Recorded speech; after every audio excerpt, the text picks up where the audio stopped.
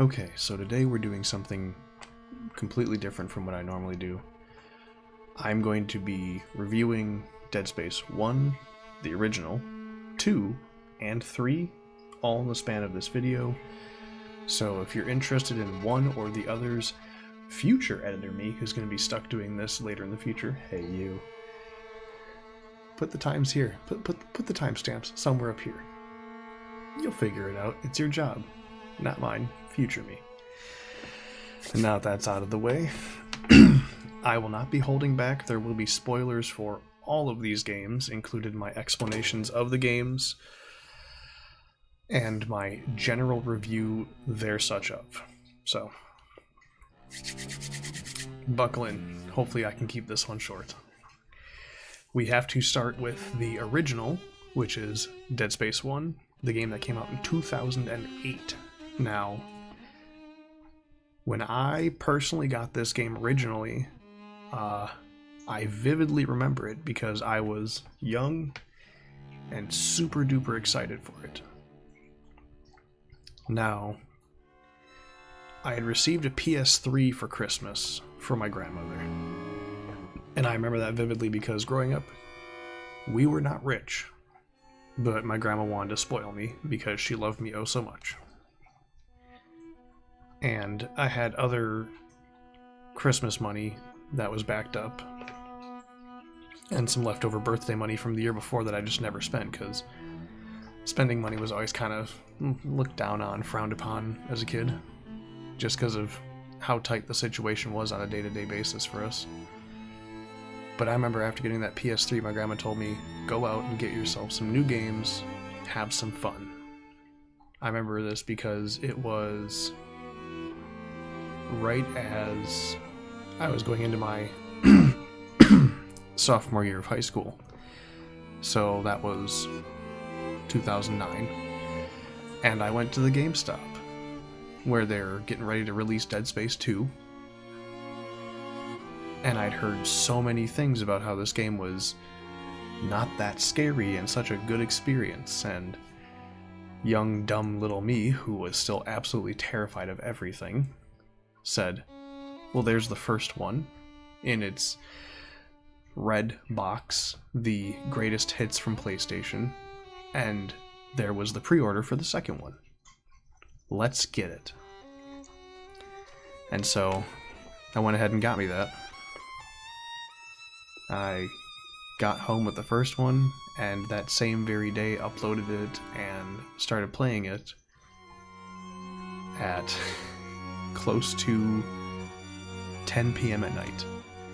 Now, playing video games close to bedtime was, that was never a great thing in our house. It was always, turn it off, go read a book, do something worth your time. Because in my house, growing up, video games were useless. Could never teach you anything good in life. Which, you know what?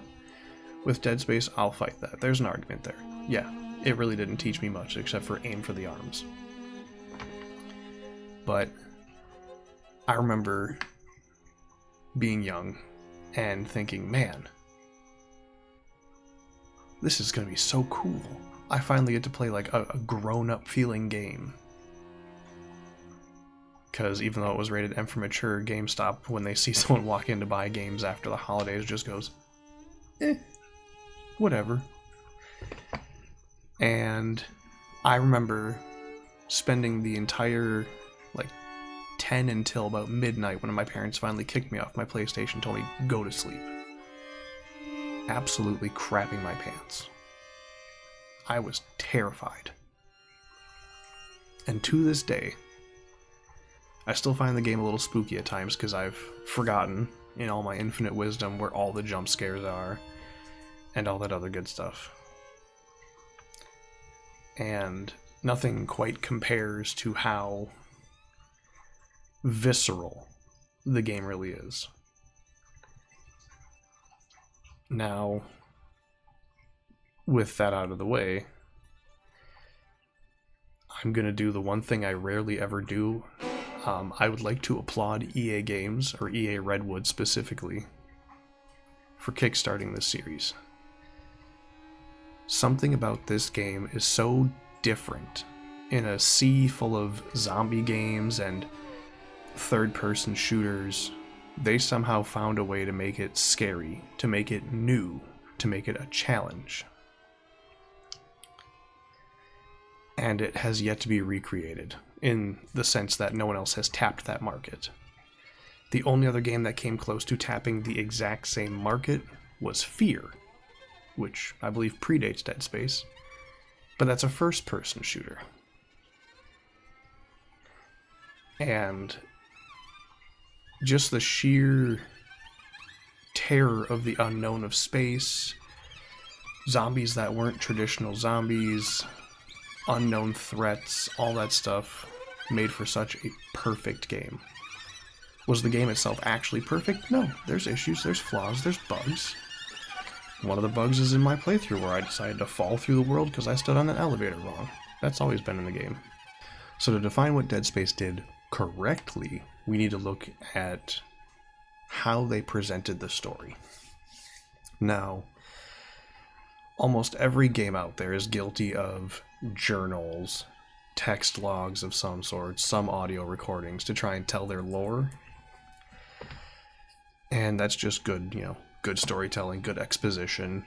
Dead Space took advantage of the entire canvas and left the walls just coated in blood, sometimes organically reformed materials and writings in a language that we, at the beginning of the game, cannot read. To a point with the end of the game, you still can't read it unless you found the alphabet in like chapter 7 or 8 in a section during Zero Gravity.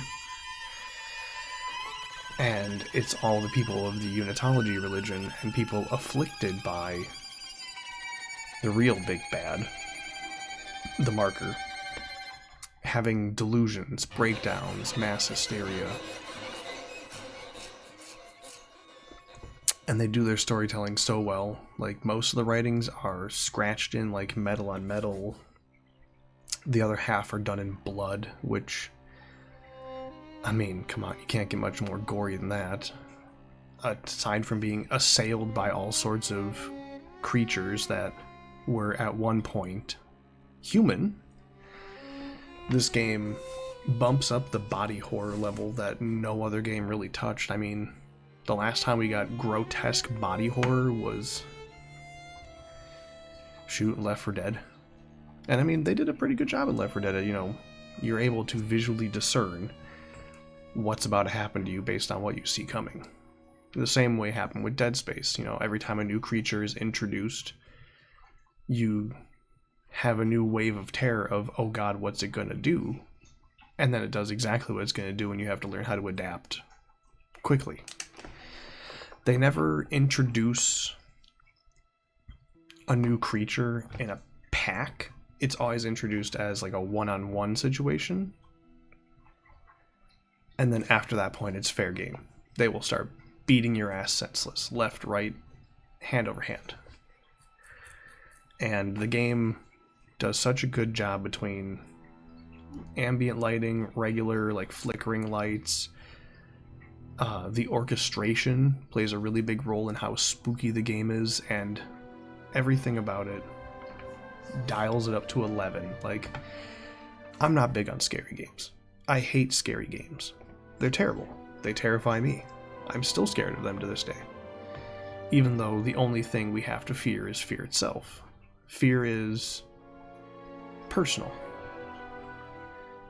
Like, we, as humans, can discern from what we gain as our information from, like, NASA, is that for the most part, what we can see on any far-reaching telescope is that beyond our sphere, well, oblong sphere shape Earth,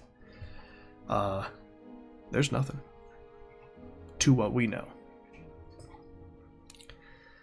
And in this not so distant future of Dead Space, man has relatively colonized our own solar system and a few spots beyond. Faster than light jumps are there, so this is monkeying with a part of the imagination that comes with what could be. and it preys on your fears in the weirdest way. It uses not so many cheap jump scares, but constant paranoia to keep you slowed in fear, waiting for what's next. I remember the first time playing this. I know earlier I said I got kicked off my PlayStation 3 at midnight, but sneaky old me stayed awake as a kid, read a book for a few more hours because I was terrified. I could not sleep, physically. I was too scared because my bedroom, growing up as a kid, had a gigantic fuck-ass vent, one of the gigantic, like, 1.5 by 1.5 ductile vents on the wall within clear line of sight of my bed. And I remember having one of those weird circle chairs, Papazan, not Papazan, it wasn't mushroom chair. It had legs. It was not rotatable. It was just a disc. A cheap 90s chair, essentially. I folded that down for the night so that I could keep my eye on the vent because it had preyed on my younger fear so badly. Because I couldn't sleep, I decided to turn my TV volume on low and play anyways, because my parents' room was far enough away where they wouldn't have heard it on a certain volume level. This, in theory, would have worked out real good for me had I not been a scared little shit, and had my chair not been creaky. I didn't exactly shriek, but I definitely went yee one too many times and creaked my chair to alert my parents to the fact that I was, in fact, very much awake after the holidays and not sleeping. So I got a very stern talking to after that, and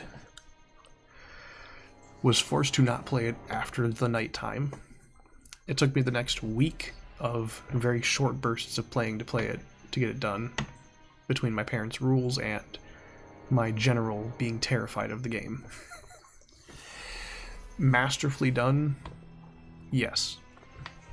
It was everything it needed to be to start a game series. Like, I actually have a little hand-painted marker, which my wife so beautifully decorated for me. It was intended to be a lamp that I 3D printed, and it got a little bunted as the tips keep falling off, but the game, for me, never really even left the back of my mind because it was a perfect game. In most scary games, like anyone that I've played, I'll use Outlast as my example. You are given a camcorder, and that's it. Most scary games don't have a way to defend yourself. You can only hide from the terror. Dead Space goes the opposite route of that in giving you sort of the means to defend yourself. It doesn't go the direction of fear where you are an all-eliminating force. You get basic tools used for mining, and you have to improvise those tools to be used as weapons. I mean, in most scary zombie games, you see at least one construction site level where it's like, hey, we can use this. I mean, shoot. Everyone's favorite spooky zombie game would be Dead Rising. 2 chainsaws, some duct tape, and a kayaking paddle, and you have the world's most efficient zombie killing dual-wield weapon ever. It's just like that. You have to improvise, you have to make it so you survive. And I like that the entire story centers around the fact that Isaac, some ragtag random engineer, has to survive cosmic horror. All because he wants to see his girlfriend Nicole. Spoiler alert, that's one of the main beats of the story. I like that Isaac knew the entire time that that was going on that it was going to be a bad result, but he refused to acknowledge it. He was already in denial going into this situation, so the marker was more able to prey on him because he didn't accept reality for what it was, and it got to him. And the whole gimmick of make us whole isn't really expounded upon until game 3. And it's just kind of the scary phrase used throughout 1, written on walls in Unitology script, written in blood, in English. It's everywhere. And it serves as a scare factor. Now, another thing that you notice if you've played the game multiple times, even if you've played the old iteration and the new iteration, is the further into the game you go, the more you hear whispers. You'll hear background conversations happening where, if you're walking, you can't really hear it, because your footsteps are so damn loud, because you're wearing a giant metal engineer suit. But as the levels go on, those conversations get louder. And the conversations are at their loudest when you're in areas that are not full of action, devoid of all that other stuff. It's especially noticeable around like bathrooms, commons, safe areas. And you'll hear a very light whispering, and you won't notice it if you're moving around, doing action, checking stuff. But the second you stand still, it sounds like someone's having a conversation over here behind your head, and it really uses that as part of the fear factor to get in your head that something's not right the entire story. And I love that. I love so many things about this game. EA did such an astounding job. I hate to praise EA because they have some scummy ass business tactics, but the foundation was set from Dead Space 1. Cosmic horror, perfect environment, fight to survive, and at no point in the game does it become easier.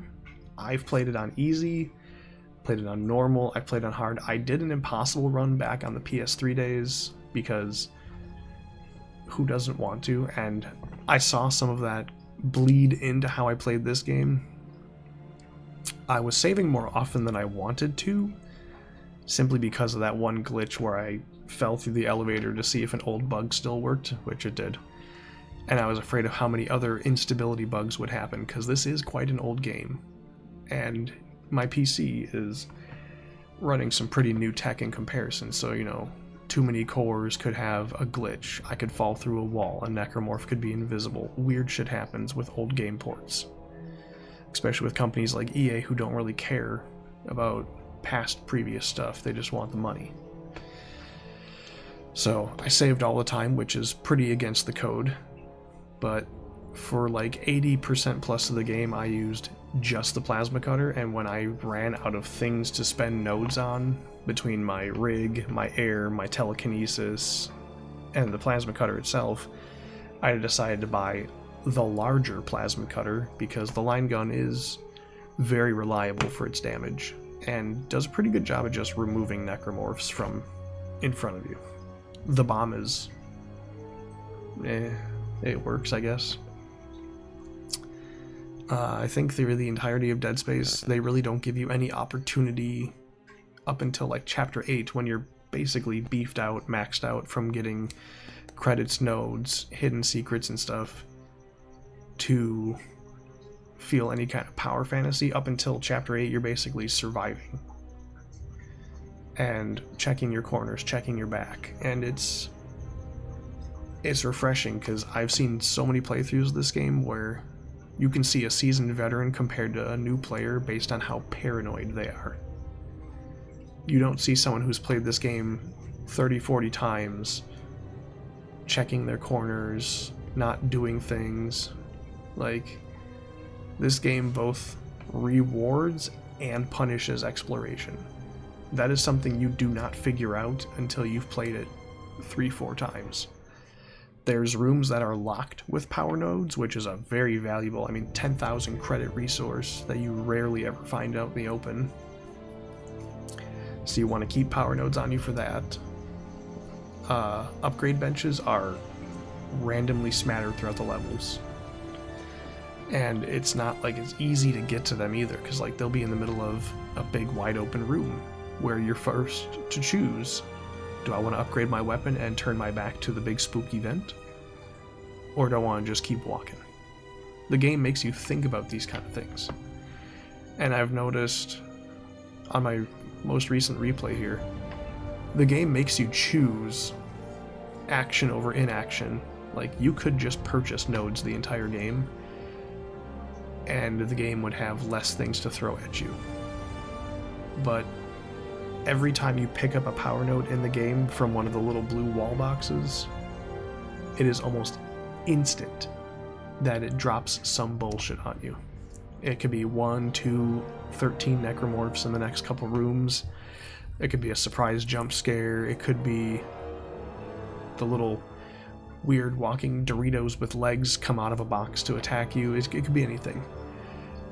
And I love that the game does that. The game punishes you for exploring it, and it has to, you have to feel yourself out, like, hey, do I have enough ammo? I see a room here, and I can see a power box in that room. Do I grab it? Is it worth it? And I love that games give you choices like that, because you could choose to ignore absolutely every additional room and stick just to where your rig marker sends you,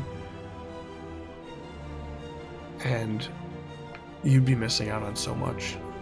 You have to weigh the risk rewards, and because I played on normal difficulty, I'm a pretty well seasoned vet, I found it difficult to keep an inventory well, because the stores are usually only at the beginning of a level and at the midpoint of the level, or like a central hub, like medical has the central hub, or the main deck has the side room with the behemoth in it. They make you choose how much pain you want to be in for the entire experience. Do you not have enough healing? Do you not have enough bullets? Etc, etc, etc. And the first mistake I made on like my second or third playthrough as a kid was trying to have all the weapons in my storage. The problem you run across is the game knows you own these guns, so it gives you ammo specific to what's in your pocket. When you switch out guns all the time, you start collecting way too much ammo, where you have not enough for certain situations. I remember the first time I got the contact beam as a kid, I was like, holy crap, this thing's amazing. It one-shots anything it touches. You get like 4 bullets max, and the game just won't give you any more, because contact energy is worth $1,000 a piece. So what I started doing was I started using just the plasma cutter and the contact beam so I could sell the contact energy.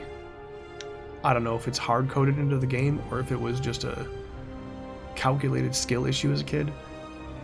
I ran out of ammo so often because I relied on just the plasma cutter and refused to use the contact beam unless it was dire straits.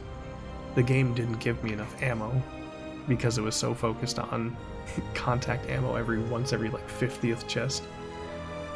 So it's got some quirks. But honestly, if you need a good scary game where you can feel terrified and strong, Dead Space. The original game, 8.5 out of 10. Easy. It could be rated higher, but it's got some issues. Bugs is one thing. It's an EA game, so expect them.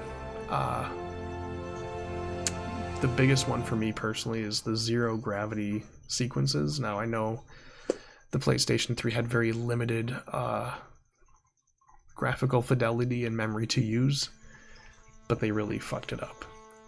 The zero gravity sucks so bad in that game, and knowing that the other 2 games are made on the exact same visceral engine and stuff with some upgrades, I feel even more cheated, having played Dead Space 1's zero gravity section as much as I have come to hate it. Other than that, I don't have much more to say on Dead Space 1, so now we're going to push on over to Dead Space 2, which you will notice there is no video for on my channel, and there is a good reason for that. Somewhere in the world of porting the game, EA decided not to give a quality check. I have played the game on my Steam library. It physically shows that I have 10 or so hours into it, so guess it took me 10 or so hours to beat. But since my PC fried itself earlier last year when I lost all that recording footage, I had to get a new core put in, new motherboard, basically everything, because it shit itself. The core processor I have is above 10 cores, and this is now a known and noted issue in the community that Dead Space 2 will not run on anything with more than 10 cores. It blitzes itself, it just doesn't work. And EA, being the responsible parent company they are, does not give a shit. It's an old game, so, you know, why would they? But after the success of re-releasing Dead Space 1, we can only hope they give us Dead Space 2 back in all of its glory and hopefully patch the old games so that people can compare one to the other when they finally do release Dead Space 2. Without a video on my channel and the disappointment that EA is the scummy company they are and haven't fixed that issue, for that reason alone, I have to give it like a 2 out of 10. Don't buy it on Steam. It literally will not work if you have any kind of new processor above 10 cores. You will literally be paying money for something you cannot use. And I cannot condone that. Now, speaking out against that, if I had to give the original Dead Space 2, the PlayStation version, a solid 10 for 10. I'm not going to sugarcoat it. They took everything they did right about Dead Space 1 and replicated it. Now, for some people, not enough mechanical changes makes a game bad. But for a game that did so much right on its first try, the fact that they didn't change much is actually perfect. They fixed zero gravity, so now you have a multi-motion when in zero-G, which, amazing stuff. They brought back some of the same weapons. The line gun's a classic, the plasma cutter's always back, the military rifle, boo. It's all back. They added a bunch of new weapons like the grenade detonator, which was an amazing add. They added the javelin gun, which, my absolute most beloved gun. They did so much to enhance upon what was there, because Dead Space 1 took place on an itty-bitty little spaceship, a mining rig. It was maybe 6 apartment buildings strapped to a thruster booster. They took the entire opposite direction. Instead of trying to confine you in a small space yet again, they put you on the Titan station, one of the moons of Jupiter, which was a sprawling city, nicknamed the Sprawl. Great work on that one. You know what? 9.7 just for that joke. Good job, EA. You lowered your own rating.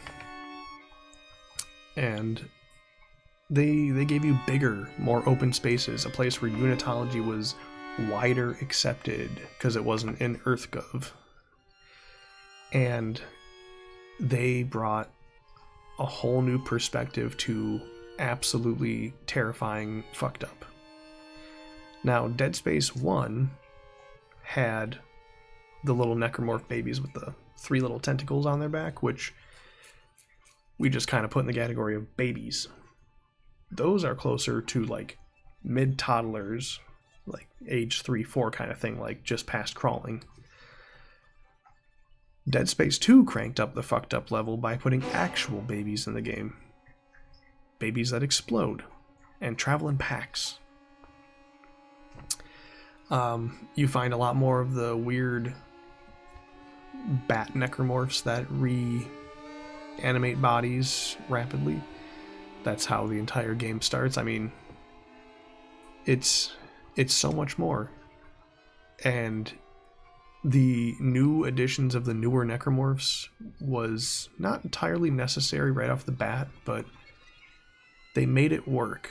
They tapped into how batshit crazy Isaac was at the end of 1, and they really just expanded that. It's like, hey, you were in contact with the marker for a long time. How do you feel? And he's like, I don't feel great, I guess.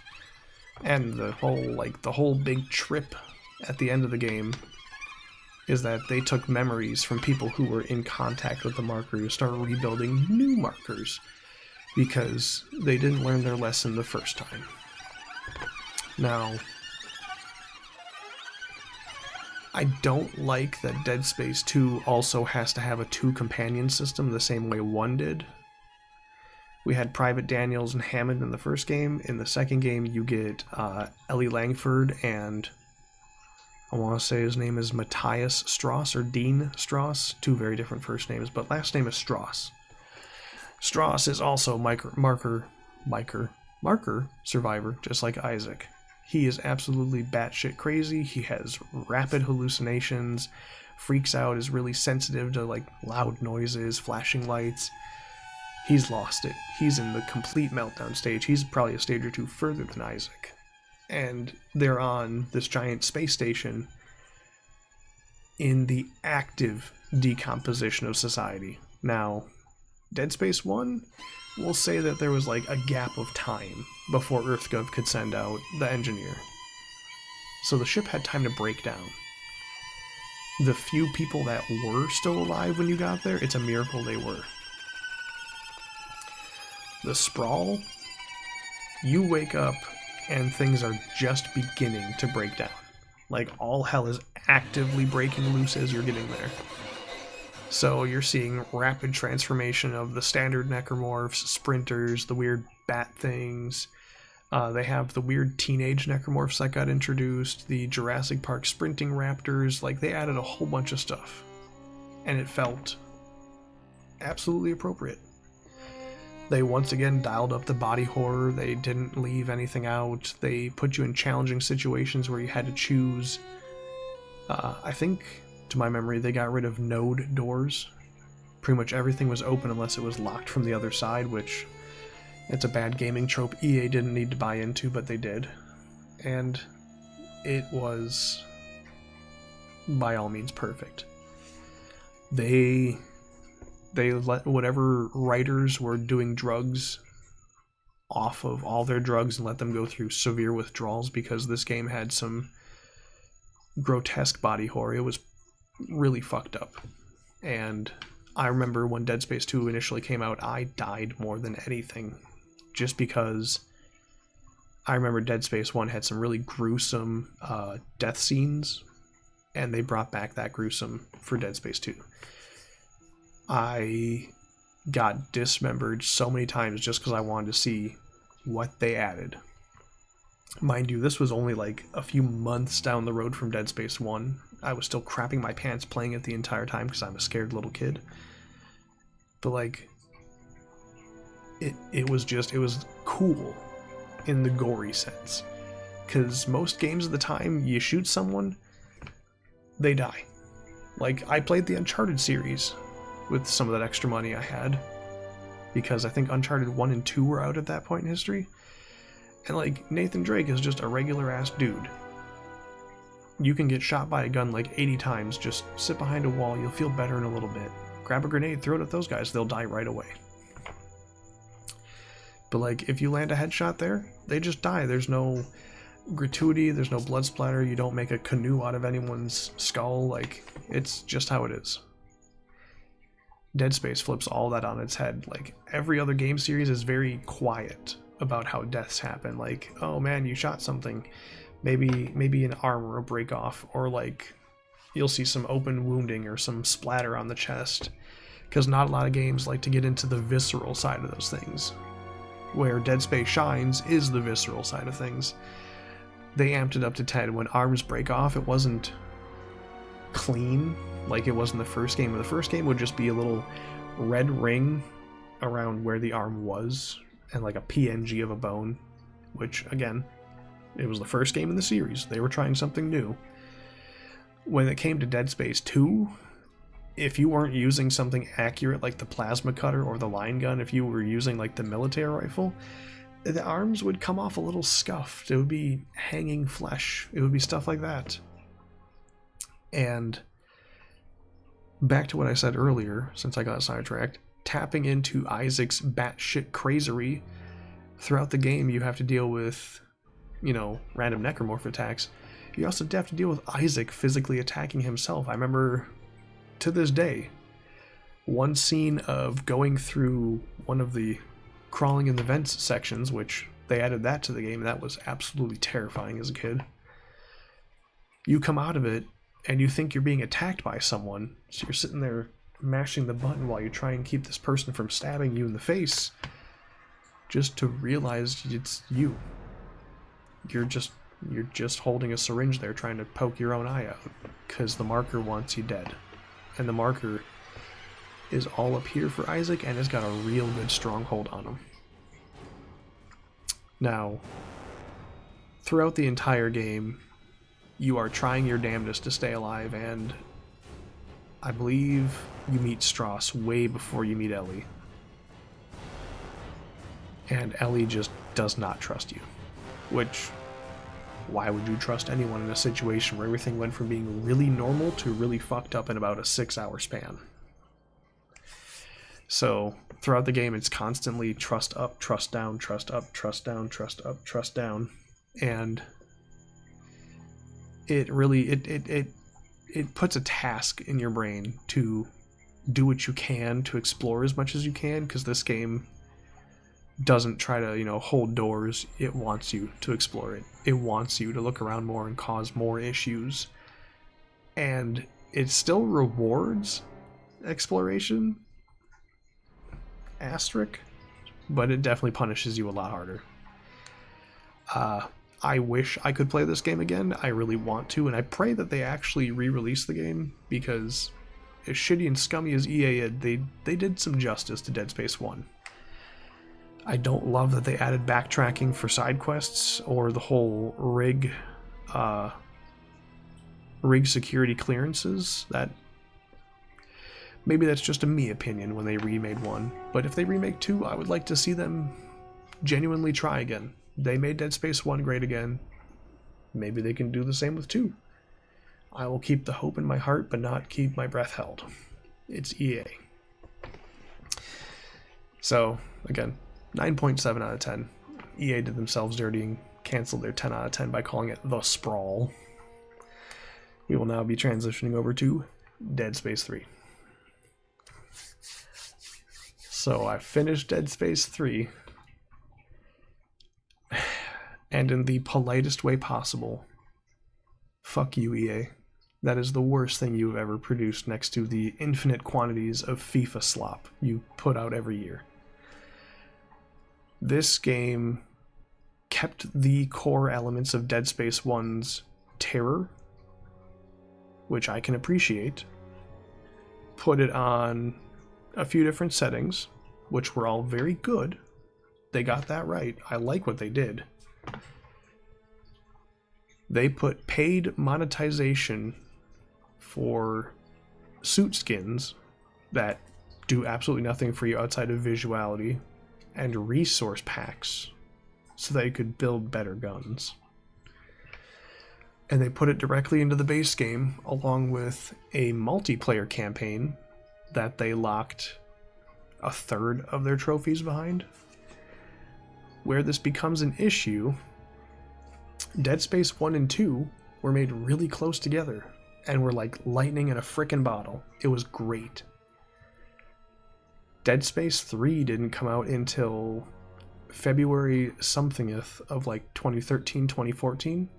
I remember, because I was moved out at that point, or kicked out, I guess.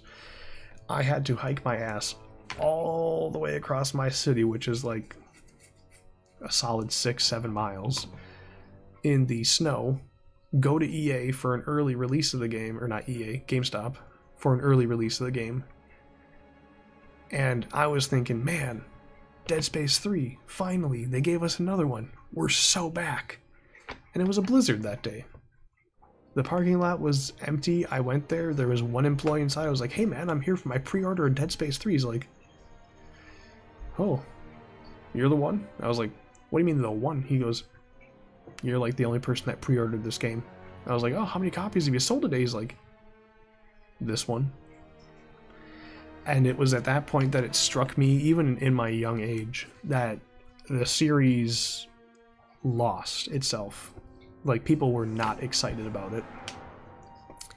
And I didn't get it until I got about maybe 4 hours into the game originally, and I absolutely remember this, where the game started shoehorning how much of a multiplayer game it wanted to be. Not even like the Dead Space 2, like necromorphs versus humans haha stuff they did. They sincerely wanted this to be a co-op campaign.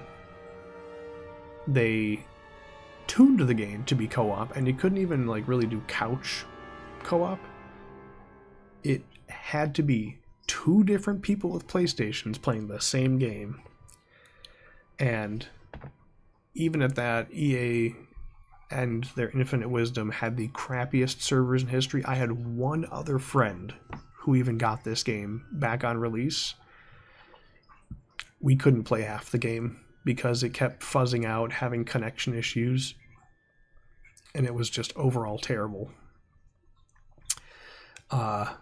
This game definitely rewards exploration more than anything. Hardly ever does it punish exploration. The side missions are all exploration, essentially. And they urge you to go find these things because you can get, you know, better weapon parts, better attachments, etc., etc. But if you don't feel like going through all the extra work and grabbing those parts and pieces, EA introduced the handy-dandy buy your way out of hell method, where they just are like, hey, resources, just $5.99 or whatever the fuck they made it. And it was at that point that I got it. I realized that it was an EA game, and I should have lowered my expectations to how scummy they could be. I hate this game so much. I try to get through it as fast as possible.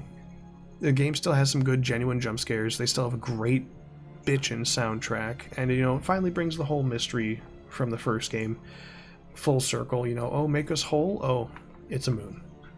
It's the moon. And it's so disappointing. Like, I'm so glad they finally gave closure to the story. But, like, no, absolutely not. I will forever give this game, like, a 3.5 at its highest, just because of how shoehorned the co-op campaign feels. How absolutely unoptimized it was, and the fact that they tried to make a spooky version of a Gears of War game. And I hate to say that because Gears was such a good series, but it was an action series. Dead Space was never an action series, it was a horror survival series, and they regally fucked that up on the third game. I do enjoy the craft your own weapon system. That felt kinda nice. If you had the right pieces, you could make your favorite guns from the last game. And they used ammo instead of specific tuned ammo for the weapons, because there's no specific weapons in this game. It's so hard to talk positively about this game because they did so much wrong. And I was really, really sick while playing it. I mean, I'm still recovering right now, so I sound like absolute dog ass. But they did such a bad job. Like, just have the weapons be purchasable. It's mining tools. This is a military installation, so there would have been archaeologists, which there is a whole archaeology wing. And yeah, it was 200 years in the past. Okay, if it was 200 years in the past, why can I still build a javelin gun, a line gun, a plasma cutter, a flamethrower, a ripper? The technology's not missing. It's all right there. Heck, they added a few extra weapons that just didn't appear, like a proton knife that you can stick on the underside of your gun, which I didn't use. It's not worth it. It uses far too much ammo to be useful. Just kick them or swing on them if you gotta. If you ever see this thing on sale for 99 cents on Steam Library, I will recommend that you purchase literally anything else for 99 cents. Heck, go take your 99 cents and gamble it at your local gas station on the sketchy hot dogs on the roller grill, because you'll probably have a better time with the indigestion that gives you than the entirety of Dead Space 3. Yeah, they resolved their own mystery that they wrote themselves into a writer's corner in the first game. Yeah, they finally ended the series by just killing off Isaac. It is not great. It is not great at all. They killed any chance they had of keeping a very loyal fan base loyal. The people who came back for Dead Space 1's remake were all very cautious before release. I remember reading just threads all across Reddit of people being like, remember what they did to Dead Space 3? Don't let them get you. And then the game released, and like within the first few hours of release, people were like, hey, hang on, they're cooking. They're cooking, they didn't fuck this up. And then after like the first day passed and everyone started watching all the pre-play footage from YouTubers and actually reading people like praising the game, everyone went, wait, EA didn't fuck this up? That's how bad the reception Dead Space 3 had, was everyone was so scared of the re-release of Dead Space 1 because they remembered this. This game was so disastrous, it tarnished any odds EA had of making good solo player games again. The next time a really, really big solo player EA game came out was the Jedi series.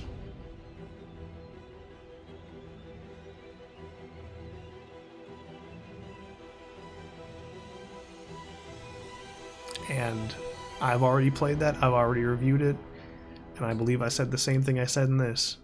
It's a rare thing to hear me praise EA's name because of how shit they are. I haven't played the rest of the Star Wars Jedi Survivor series, so maybe they bungused that one up too, but for what it's worth, EA had a good run with Dead Space. They gave us 2 really amazing games and a third cash grab that I fell for. Technically twice, because I bought it to play this when it was on sale for like $2. That ends the entire series retrospective. I'm gonna say it. The third game in every series is usually the cursed one. You get series that have a really good first one that sets a great foundation, a second one where they don't change anything and try to quickly throw money at it to cash grab off of the success of the first, and then they fuck it up and lose the trust. And then a third game that they really put their love into, but it goes unappreciated because they lost the trust of the second one. EA just somehow flipped the script there. They made a really okay first one that set such a solid foundation. They were able to crank out a second one as fast as possible, and they did it so much better on the second one that it was a critical success. If you had to ask anyone which Dead Space game was the best and they've actually played the whole series, almost unanimous reports would say 2. Some people didn't like 2 because of the whole Isaac Insanity dementia thing, but you know what? Everyone's got an opinion. If you ever run across someone who says, oh yeah man, Dead Space 3 was really the best one, check their back pocket for one of these, see that they're not absolutely batshit crazy, poke them twice, see if they're a skinwalker, pinch yourself, see if you're dreaming, because they will never be found. I will never find anyone that says Dead Space 3 is great. I've seen plenty of people complain online that it was a cosmetic-only cash grab, that the only thing redeeming about the entire game was its side quests. And I can almost agree. The side quests in the game take you onto paths that you could not get onto unless you found the key for the side quest, or were told, hey, you should go check this location out, and then you suddenly get the codes to said location. It was a pain in my ass to play through. That's why I didn't do many of the side quests like halfway through the game. I went into half of them and I was like, wow, this is the exact same thing as every side quest. This is ass. The only side quest I will ever condone in Dead Space 3 for being hyper original is the Conley radio tower with the wild Texan who stayed behind and made audio logs to make it seem like he was still there, being a little jokery dick to you the whole time. And you know what? Good job, EA. That's like 2 out of your 10 points of the rating I gave you was Connolly Tower alone. Everything else, deplorable. with spooky season here coming to an end, and it's going to be Halloween soon, so I'm going to be off enjoying myself. I am going to try and produce like one more video. Hopefully I can get everything recorded up real soon, get that out for you guys, and we can discuss another game soon. Hopefully I will have fonder memories about the next game than I did Dead Space 3. I need to cleanse my palate, get a fresh taste in there, and not have to remember my childhood being crappy, followed by the worst game in the series. I will catch you guys on the next one.